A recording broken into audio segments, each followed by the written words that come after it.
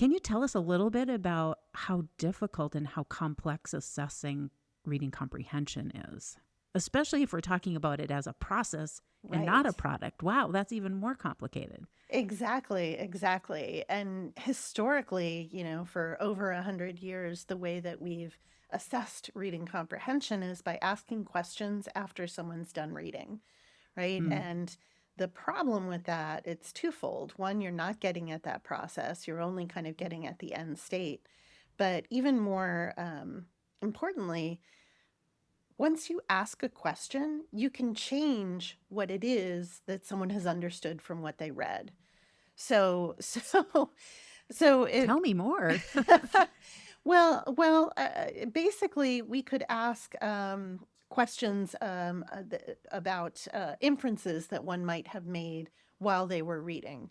But you could have a reader who didn't make an inference while they were reading, and it's only instigated by the question itself.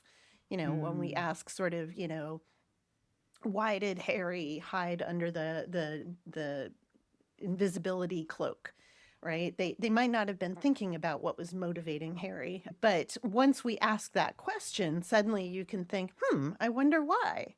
And so you may not have been wondering why while you were reading, but the yeah. question itself instigates that thought process.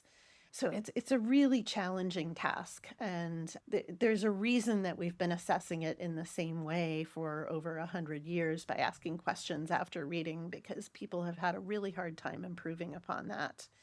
Mm, And as you know, I'm one of the lead authors behind a more innovative measure called MoCA that we developed to try and get at that process of reading. And this one is really based on think aloud research.